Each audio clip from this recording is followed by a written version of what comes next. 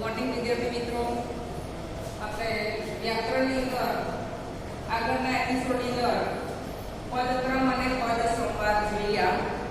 હવે આ એપિસોડની અંદર આપણે જે વિપાક વિશે જોઈશું. તો શબ્દનામ, સર્વનામ, વિશેષણ, ક્રિયા વિશેષણ, ક્રિયાપદ વગેરે પદો સાથે મુકાઈ વિશેષ અર્થનો કે ભારનો બોધ કરાવનારા જે પદો હોય એ ઘટક અથવા તે પદ એ નિપાત તરીકે ઓળખાય છે. નિપાત ઘણા બધા છે. જ, તો, ને, ય, એ, તે, પણ, શુદ્ધા, જી, ફક્ત, કેવળ, માત્ર, ખરું, આ બધા નિપાત છે. તો વ્યાકરણ અંદર જે આપેલી છે આ ખાલી જગ્યાની અંદર તમારે જે ઘણી બધી છે એ વાક્ય હોય અને એમાં તમારે યોગ્ય નિપાત મૂકવાનો હોય કે ખાલી જગ્યામાં યોગ્ય નિપાત મૂકો, અથવા તો વાક્ય આપેલું હોય અને વાક્યમાંથી તમારે છે કે નિપાત શોધીને લખવાનું કહ્યું હોય એ રીતે આ પ્રશ્ન પૂછાતો હોય છે. તો કેટલાક ઉદાહરણ આપણે જોઈએ. તું પ્રવાસે જઈશ જ, બરાબર છે. જવાની ક્રિયા ઉપર ભાર મૂકવામાં આવ્યો છે એટલે અહીંયા નિપાત શું આવશે? જ. તું પ્રવાસે જઈશ જ, બરાબર છે. એ જવાની ક્રિયા ઉપર ભાર મૂકવામાં આવશે.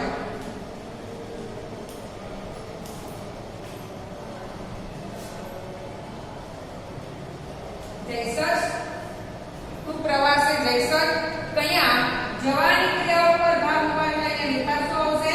જ આવશે. પછી તમે મારી સાથે આવશો.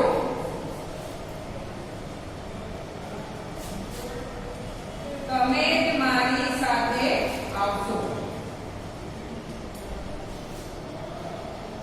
બરાબર. તમે તમારા સિવાય કોઈ નહીં એટલે અહીંયા નિપાત શું આવશે? તમે જ મારી સાથે આવશો. તમારા સિવાય બીજું કોઈ નહીં એટલે અહીંયા નિપાત શું આવશે? જ આવશે. પછી કામ કરનાર સુખી થાય. કામ કરનાર જ સુખી થાય. તો અહીંયા છે કામ કરનારની મહત્તા બતાવવામાં આવેલી છે. તો કામ કરનાર જ એટલે અહીંયા નિપાત શું આવશે? જ આવશે. કે અહીંયા કામ કરનારની મહત્તા બતાવવામાં આવી છે એટલે આ વાક્યમાં પણ નિપાત શું આવશે? જ આવશે. પછી ચાલો અમદાવાદ જઈશું ને.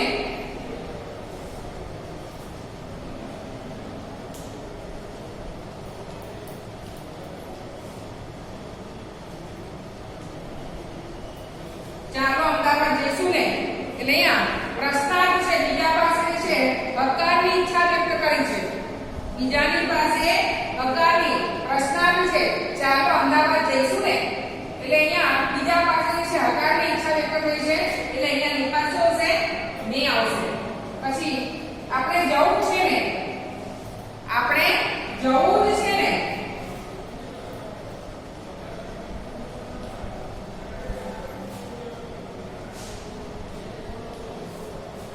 તો વાચને દ્રઢ કરવાનો જે પ્રયત્ન છે એટલે અહીંયા પણ જે છે એ ને એ નિપાત આવશે.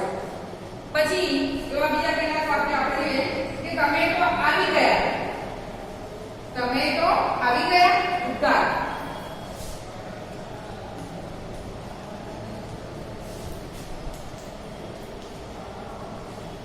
તમે તો આવી ગયા.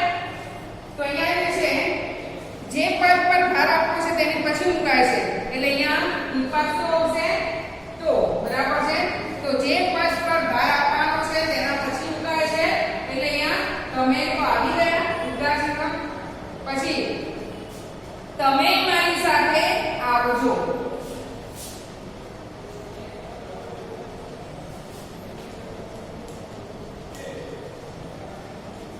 તમે મારી સાથે આવજો, બરાબર છે.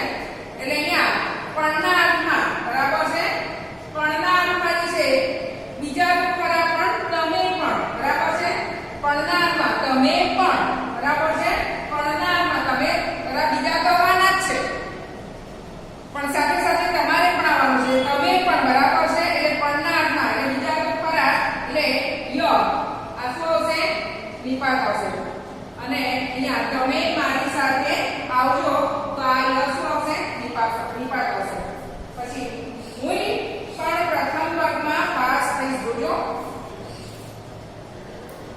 હું પણ પ્રથમ વર્ગમાં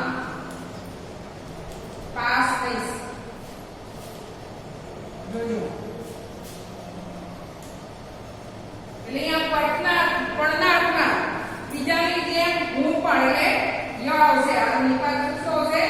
હું પણ પ્રથમ વર્ગમાં પાસ થઈશ. જોજો.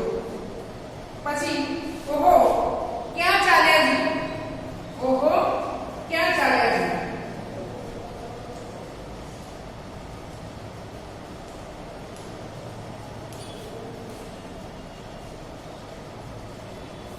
તો અહીંયા આગળ વિવેક બતાવવા માટે એટલે અહીંયા નિપાત શું આવશે? જી આવશે. પછી હવે દિવાળી માત્ર જે છે, દિવાળી આડે માત્ર એક જ માસ બાકી છે એટલે અહીંયા નિપાત શું આવશે? ફક્ત. બરાબર છે? એટલે અહીંયા ફક્તના અર્થમાં તો દિવાળી આડે માત્ર એ માત્ર શું આવશે? નિપાત આવશે. પછી આવા વરસાદમાં મને ઊંઘ આવે ખરી એટલે અહીંયા સૌનો હકાર છે, એની શ્રદ્ધા છે એટલે ખરી એ શું આવશે? નિપાત આવશે. પછી અંતે તું સાચું બોલ્યો ખરો. હસકારાનો ભાવ જે વ્યક્તિ વિશે થયો છે એટલે અહીંયા ખરો એ શું આવશે? નિપાત આવશે. પછી તે તદ્દન નકામી વ્યક્તિ છે એટલે બિલકુલના અર્થમાં. બરાબર છે? એટલે તદ્દન એ શું આવશે? નિપાત આવશે. પછી ગુરુજી અંદર આવું કે સંમતિના અર્થમાં એટલે કે અહીંયા શું આવશે? નિપાત આવશે. પછી તમે આવ્યા હોત તો પ્રશ્નાર્થ એટલે અહીંયા વિનંતીના અર્થમાં છે એટલે તે તમે. બરાબર છે? આવ્યા હોત તો એટલે તે શું આવશે? નિપાત આવશે. હવે આપણે નવો ટોપિક આપણે ઉદાહરણ.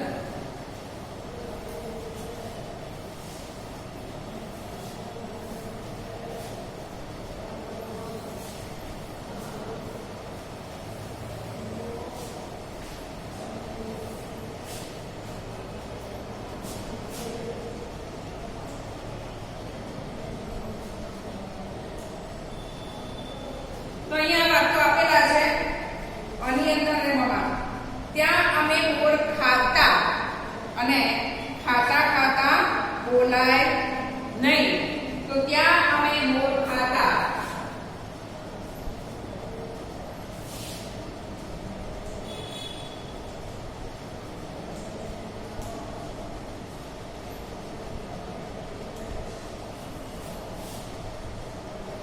અને ખાતા ખાતા બોલાય નહીં.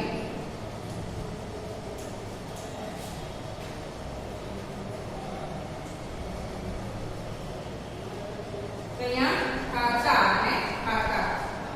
પછી આ કયું પ્રાણી બોલ્યું?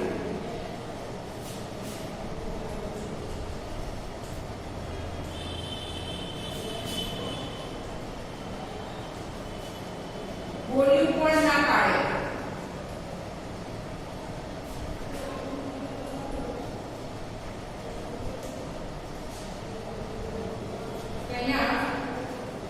બોલ્યું અને બોલ્યું કોણ ના પાડે.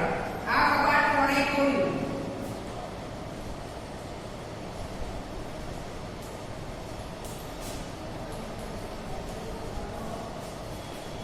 પછી ચોર તાળું તોડ્યું ને ન તોડીને ભાગ્યો. ચોરે તાળું તોડ્યું ન તોડ્યું ને ભાગ્યો. અહીંયા તોડ્યું અને અહીંયા તોડ્યું. પછી રોજ સવારે તે શ્લોક બોલતી.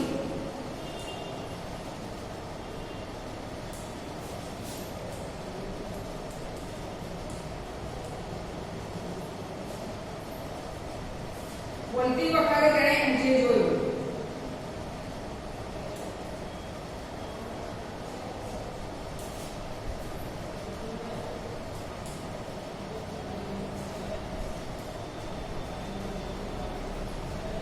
અહીંયા અવિભાગમાં રહેલા જે પદો છે ખાતા, બોલ્યું, તોડ્યું, બોલતી એ ક્રિયાપદો છે.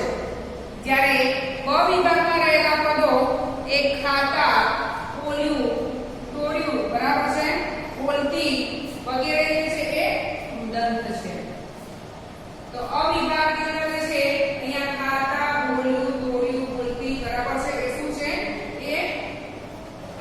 ક્રિયાપદો છે, જ્યારે બ વિભાગમાં રહેલા જે પદો છે એ કૃદંત છે. તો અહીંયા કૃદંત કોને કહેવાય? કૃદંતનો અર્થ જોઈએ આપણે. તો જે પદો ક્રિયાપદની જેમ વર્તતા હોય,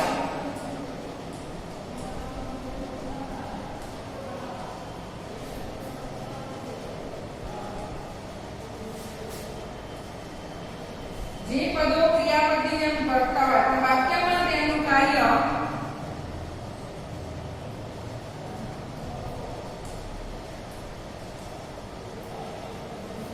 ક્રિયાપદ વ્યક્ત કરવાનું હોય,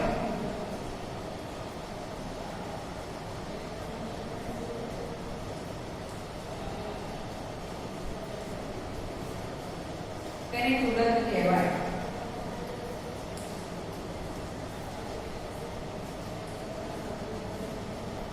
તો અહીંયા જે પદો ક્રિયાપદની જેમ વર્તતા હોય પણ વાક્યમાં તેનું કાર્ય ક્રિયાપદ વ્યક્ત કરવાનું હોય એને કૃદંત કહેવાય. હવે આપણે કૃદંતના જે પ્રકારો છે, વર્તમાન કૃદંત છે, ભૂતકૃદંત છે, ભવિષ્ય કૃદંત છે, હિતવર્ત કૃદંત છે, સામાન્ય કૃદંત છે, સંબંધ કૃદંત છે, તો એના વિશેની આપણે ચર્ચા એ આગળના એપિસોડ